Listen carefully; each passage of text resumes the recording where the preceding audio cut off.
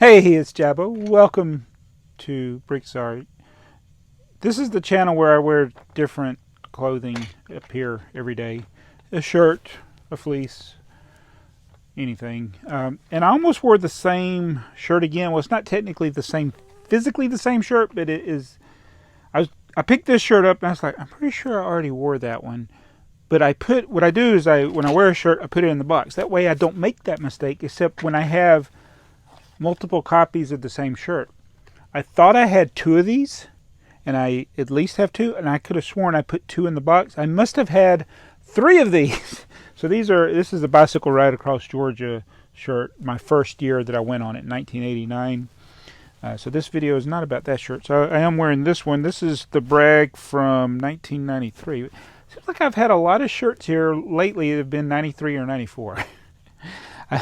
That might have been when the whole T-shirt over collecting began. But this was a pretty good ride. Started in Atlanta, went down to Savannah. We went through all the boroughs: Waynesboro, Swainsboro, Statesboro. But starting in Atlanta was it's the only year I remember, 93, starting in Atlanta. I remember we went like by Stone Mountain the first day. I don't remember much after that because it just gets it's just like roads and trees after that. But anyway, I enjoyed it. I need to get back in bicycle shape. Yeah. So, welcome to the channel again. We're going to be doing an unboxing. Now, I might do a little story time because this Bricklink order has some of the parts I need to significantly add to the tipper truck army. I think I'll be able to add 18 tipper trucks. We'll have to see. Here, let's see what's in this order first. So this is from Bricklink. It's from Stuck on Bricks or something. Stuckman LLC. Yeah, Stuck on Bricks. That's the name of it. STUK. And he's got his little business card in there. But this is the thing we needed.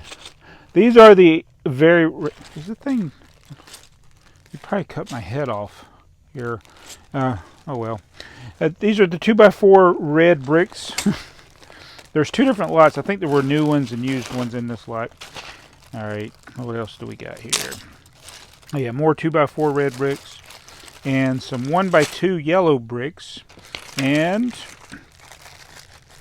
there's three tippers, three blue tippers. So that was, almost forgot.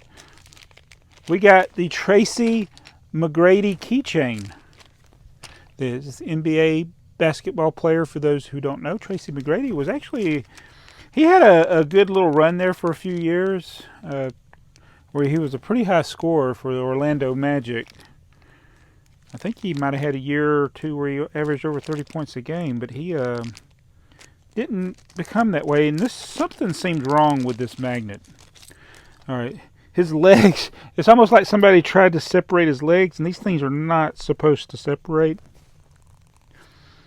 I think this is messed up. His legs, you can't see it, but his legs are separating from his torso. Oh, Tracy. They couldn't have built it this way. And it's got the Lego logo on the back too, so that's different than the regular NBA basketball players. Man, that stinks that there's that crack. Your pants are drooping, Tracy. But anyway, so got Tracy. Where did his bag go? I lost the bag he was in. Oh well. All right, so I got on the table in front of me. I don't think you can see it. I got all my different things separated by category. So 4x10 plates. This is all the 2x4 bricks I had. So I'm going to throw all these in there. And then this is the bag of yellow 1x2s. I have the bag of the blue tippers. We got the windshields, the 2x2 bricks, the 1x4 plain bricks, the headlight bricks, and then our singles and dually wheels. So I got plenty of those parts, and now that I got the 2x4 bricks, we can build as many tippers as I have enough 2x4 plates. Did I say bricks? They're plates. Looks like there's a couple of hinges in there for other things. I think these are for brick model railroader stuff that I was going to build. His were only 4 cents. I've seen people have some parts be 4 cents in his store and $1.50 in somebody else's. It makes no sense. So yeah, we got quite a number of 1x4 bricks, but I think it's less than 60. So maybe 20 at the most we could build, but we will find out. And I might talk about stuff while I do that. So let's come down to this angle and we'll build some tipper trucks. Just had to show this thing closer. It's really bugging me, Tracy. It won't budge one way or the other, but it's not supposed to be a crack there. Oh well, it wasn't that much. It still counts. Tracy McGrady. This is our building station for tipper trucks. So, oh, there's the bag. I found the bag. The Jedi Sith left a comment. He enjoyed my little tale of things that happen in various jobs I've had over the year where I've kind of gotten in trouble or potentially could have gotten in trouble for things. I think he worded it as malicious compliance, non-compliance type issue. And he wants to hear more tales. And he gave the example from him of someone who was a custodial supervisor who was told to not make a mess and supervise the work. It just sounds funny. Maybe custodial means something different in Canada. I don't know. But just not even hearing the rest of the story, that was funny to me. Hey, supervisor of the janitors, make sure people don't make a mess. So, I don't know. But anyway, so yeah, that's basically, I was in cleaning at Six Flags. And I think Six Flags is where I got like the most tales of malfeasance. And what are the things that I was trying to think of what would be an interesting one to tell. There's always the tales of what people actually got fired for, but I don't want to get into like people's personal things. I wouldn't like reveal names or anything like that, but the things I've witnessed. I feel like something's wrong with this tipper.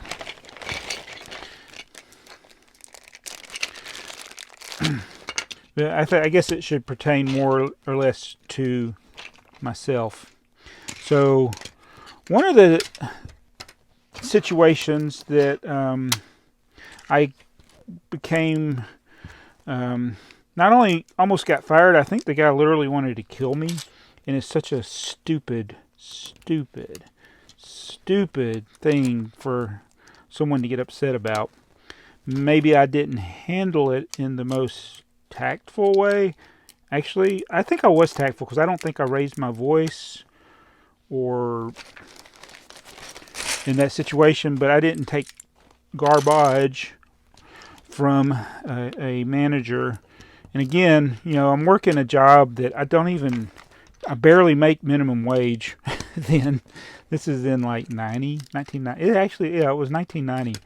So when I started, I wasn't even making minimum wage because it was Six Flags. And then I got promoted to a supervisor position. And what they do when you're a supervisor is, before you're really a supervisor, you're a trainee. You know, you got to learn all the things because it's a totally different job from being just a regular worker. So you got to learn ins and outs of all that. And you literally get the power to fire people, which is not most supervisor positions. You can like recommend that somebody be fired. But we could just, you could literally write people up and fire them, which sadly you had to do. And this, you know, here I am talking about the times I should have been fired, and yet there were opportunities to fire other people. But anyway, so I'm a trainee, You know, and our work is in the park. I mean, that's, what am I doing? You know, that's where the work is done. But in the back area, there's like the employee area where people go, where they change clothes into their uniforms, or they go to the little break area. You have the administrative offices there for all the different departments. So there's a lot of stuff that goes on in the back end. There's a warehouse. Why is this piece not connecting? Where all the, like, there's a merchandise warehouse. There's just all the landscaping stuff. There's tons of stuff in the back areas at Six Flags. And there still are today, I'm sure. But anyway, so we have an office that we share with other departments.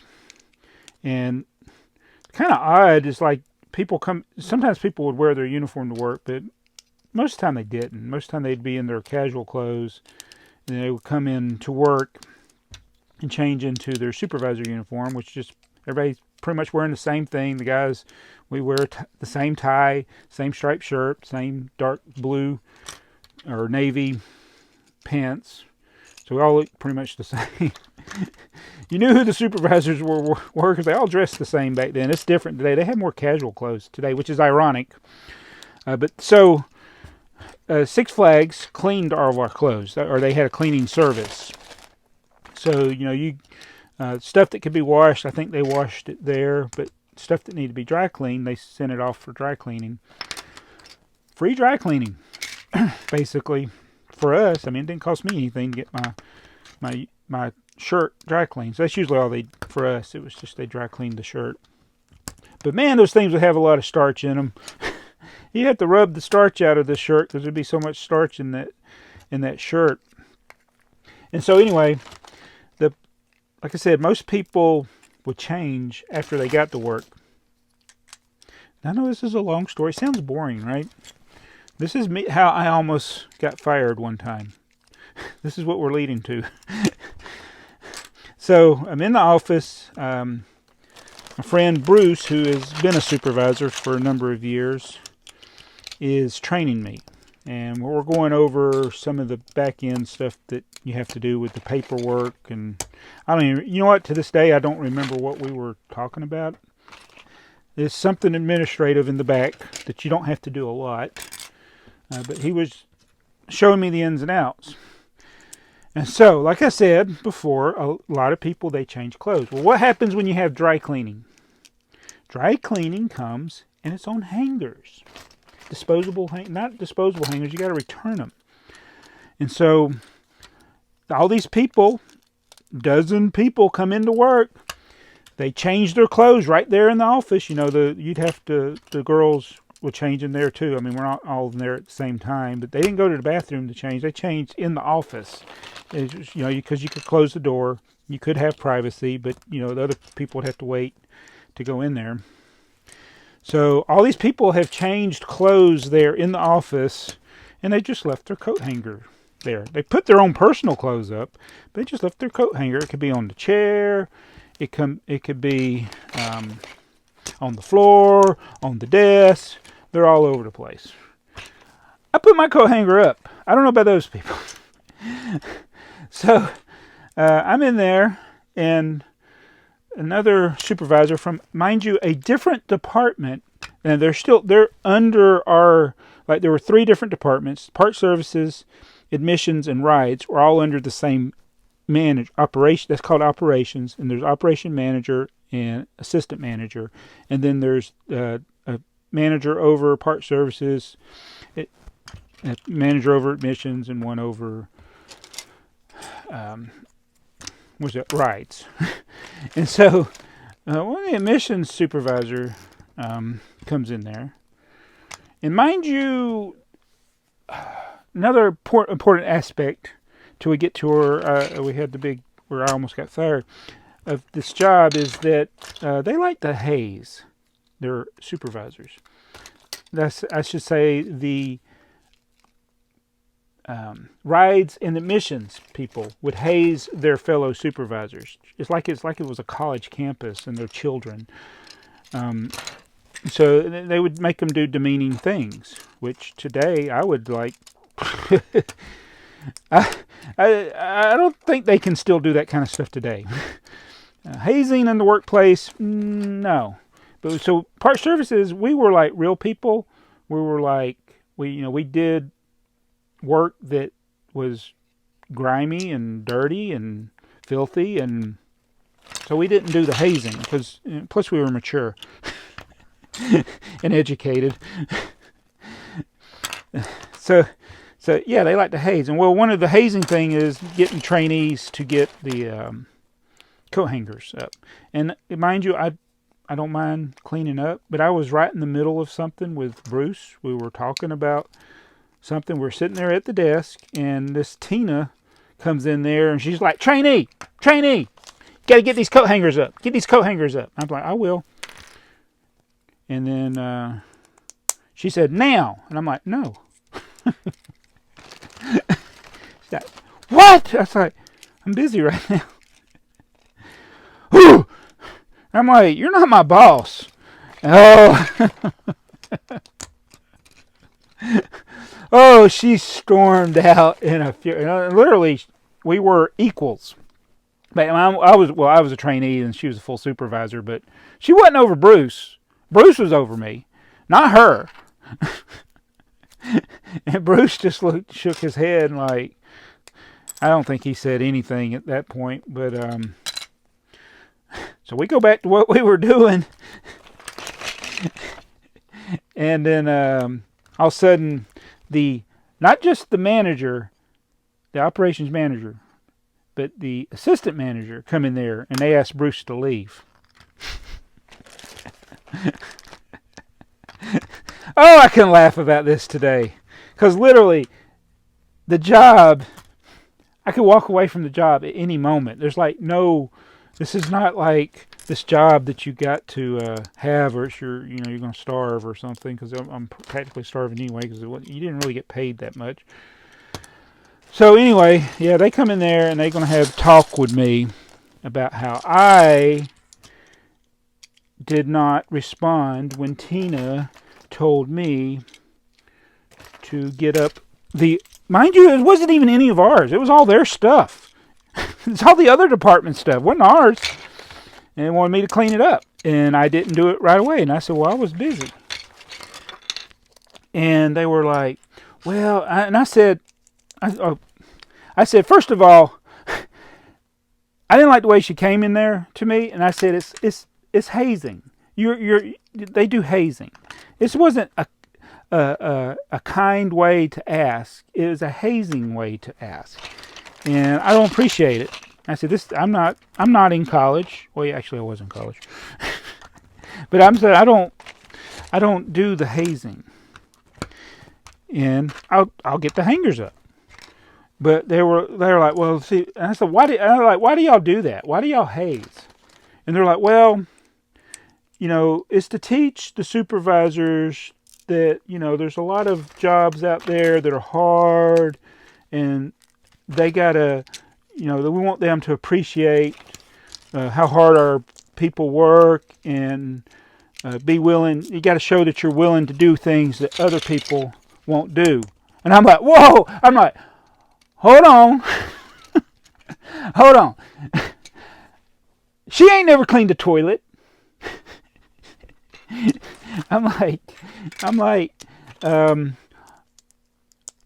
clean nasty garbage cans. I've had maggots on my hand. I've cleaned poop off of walls. Don't tell me that I need to learn how to do things that other people do. I got to be willing to do these things. I am doing those things now, and I will do them when it's needed. Oh, and then Tim, who was the manager, his face turned bright red. Like he was about to explode, and he walked out of the room. And Doug, the assistant manager, he was actually a nice guy. Doug was. Tim was a jerk. Tim flirted with women that weren't his wife. But anyway, Doug come back in there. He's like trying to calm things down, and he was being diplomatic and nice, the nice man that he is. And he was like, I just gotta be honest with you. He's ready to fire you right now. I'm like, I said, no job is worth putting up to this kind of crap.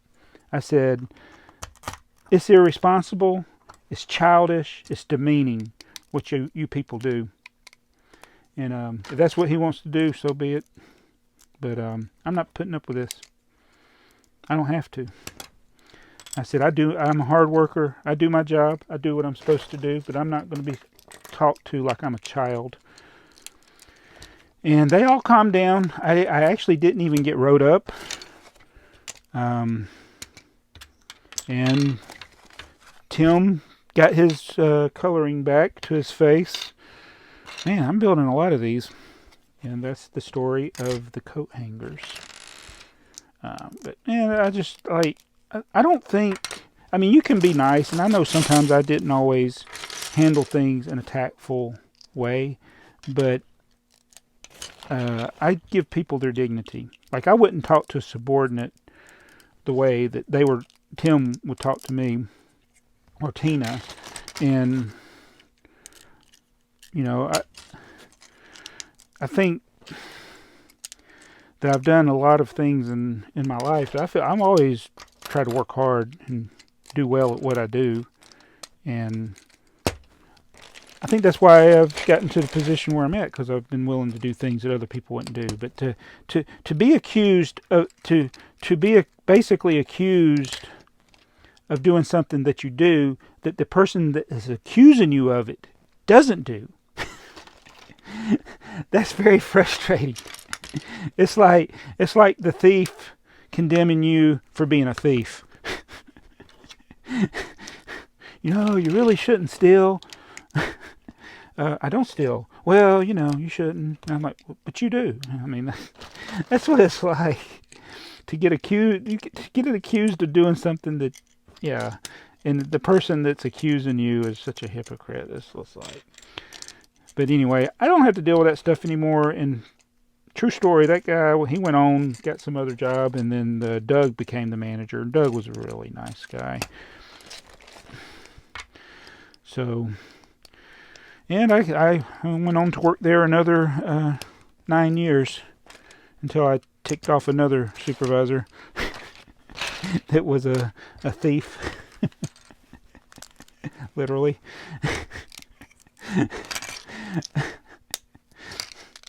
And that'll lead to another story, how I ticked him off intentionally. So we are doing really good with these tippers. I don't know if I'll get to 20. We're starting to get low on the red plates, but I hope you've enjoyed tales of how Jabbo irritates people at work. Now, fortunately, you know, I have a very good job now. You don't have my stories with the current job are more about things customers do that are kind of silly. There are some times I've had run-ins with managers, but I mean, I got a really good job and good employer and all that. So I don't really, those are things I'll probably talk about more after I retire. But Six Flags, man, there's so many stories with Six Flags and Winn-Dixie. So I'll probably get into those as we get along in the year, if you want me to. But, you know, just thought I would share that since Jedi Sith mentioned that. And I hope you learned something about BrickTsar. You ain't gonna get your stupid coat hangers. You gotta put your own coat hanger up. And you know what's funny is this is the other thing. So I told you in our uniform we wore a tie. You know, we were in the hardest, physically hardest job. There were some aspects of it I think were a lot easier than rides. Rides could be stressful because, you know, they had to deal with, you know, safety issues. Admissions, pretty easy, but they had to deal with money. I didn't want to deal with either one. I didn't want to deal with the safety of the guests or the money of the guests. I just wanted to clean up the trash. No, so much less accountability there, you know. But what was I going to say? Oh, the ties. So, you know, in Georgia, it gets super hot and humid in the summertime. I hope I didn't put a headlight brick in the wrong place. I probably did while I'm talking. Somebody will catch it. That's a headlight brick right there. But we always wear a tie. But the other departments, you know, they would not wear their tie, which is fine. But we always wanted to wear a tie. We tried to wear our ties even when it was 100 degrees. Everybody's sweating. We still wear our ties. So, yeah. Had that going for us. It's like a challenge, personal challenge, where I'm going to wear my tie, even when they've given us permission to take our tie off. And they did have to say, okay, hey guys, you know, it's 100 degrees, which is considerate, you know. It's 100 degrees, you don't have to wear your ties today. But today, it's a lot more, it makes a lot more sense. You actually can't hardly tell who the supervisors are unless you look at their not their ties, but their name tags. It'll say on their name tag, but they wear more casual clothes, which makes sense. You know, the polos, they wear polos like that. When I first started going to Six Flags as a kid, they had uniforms that were more themed to like the section they were in. I thought that was cool as a kid, but they got away from, you know, it is a theme park, you know. You are going to have themes in your theme park. No, they got away from that in the 80s. They got away from it. In the 90s, they just totally transitioned away from it at all. I mean, used to have uniforms based on the department, and then I think it's even changed since then. All right, I think we got enough to build. Oh, we only got enough to build one more. One more tipper. I need one more 2x4 plate. I could build another, but I don't. I only got 5 2x4 plates. So here we go, building the last tipper. This is a lot of progress here. It's like this alone would probably be the second largest tipper truck army in the world, but it's not. I mean, wait, it's the first largest because we're going to add it to the others. Whew. Sorry. All right. Almost done. So yeah, 2x4 plates. That's what was holding me up. I got another order coming that's going to have plenty more 2x4 plates. So then, just however many. The only part I got now that I need is a few blue tippers. I think I need 18 to get to the 365. And you know what this is going to do right here? Not only is this a long story that was boring for most people. Oh, look at that. If I just had one more 2x4 plate, it'd be an even 20. That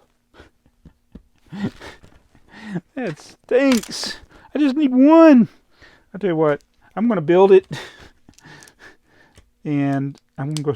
I was like, surely I can dig through a box and find a 2x4 red plate. Maybe I'll try to go through a box I haven't looked through before. Because I just, the monk in me wants this to be an even 20. So let's finish this up here. And I'm going to go see if I can find another 2x4 red plate. So I got to put that one there. So all we need is the one to go on the top there. Put all my parts back that I've pulled out. Make sure I don't mix up the 1x4 bricks. All right. So I need one red plate.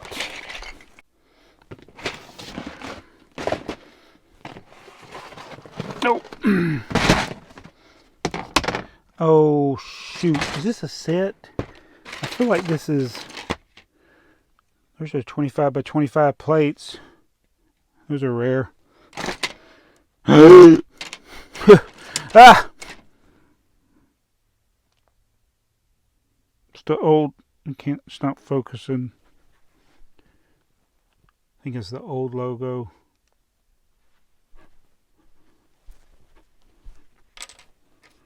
Yep. Old logo. So technically this is this is one of the few that I've used that have the old logo, but if you were a kid in 1976, there's a good chance you would have had a brick like that in your collection. Alright. There's 20 more tipper trucks added. I hope I built them alright. I gotta look, make sure I didn't put any headlight bricks Somebody could have a headlight on the inside of their truck. I was talking and building. Nice. So these lids have come in, or champion boxes, again, are coming in quite handy for storing these in a way that the tippers don't go flying everywhere. The lids actually do better than the bases. So each of these will hold 36 tippers. So this will be more than half of this box, I think. Wait, is this 15 or what's 15? 20. It was 20, right? I just built 20. So it'd be, how many rows will this be? So 2, 4, 6, that's 18. And yeah, 20. So we got 20 glorious tippers. I'm going to take you over to where the rest of them, I set them up before I started filming this video. And this is where we're at. And you know what this is? Oh, wait a minute. There's one more.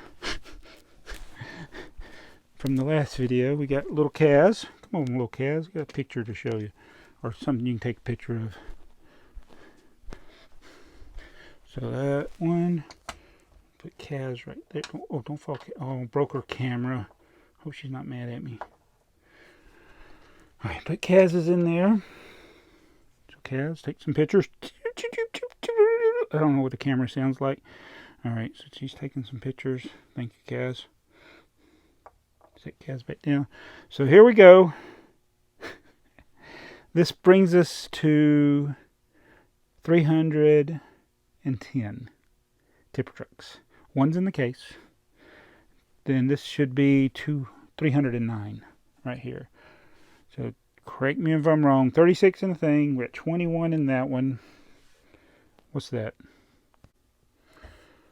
When I was younger, I could have done that math in my head. I had to use the calculator. 36 times 8. 1, 2, 3, 4, 5, 6, 7, 8. That's 288.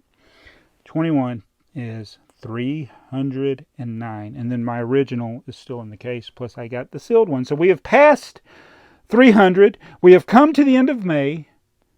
And that means next month is June. And so I will try to schedule one of my videos at 1 o'clock on a day that I'm not on call, where I can do a live stream and we'll unbox a sealed tipper truck in celebration of reaching the 300 milestone or millstone, however you want to view it. You tie a millstone around your neck and throw them in the ocean.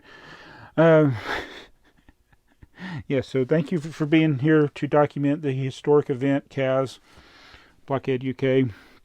Yeah, 309 right here alone. The world's largest, or actually the world's most unnecessary tipper truck army. Also the world's largest tipper truck army. And we're going to do a video also of like not just showing them in a box like this. I'll be doing. I may wait till I get to the full 365, but I might do several special videos. How many different ways can you display 365 tipper trucks? Oh, I forgot to say this. I should have started with this at the beginning. I was like, I had that package. My wife was like, "What's in the package?" It's that parts for my tipper trucks. And she's like, "For what?" This. So, yeah, tipper trucks. Too many. I'm delusional. I'm going to get fired as the leader of the tipper truck army. See you guys in the next video. I'll be wearing a different shirt.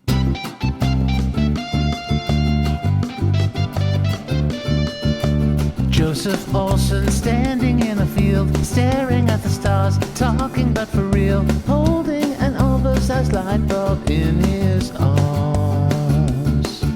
As we go marching 2 by 4, out of this dream and right through that open door.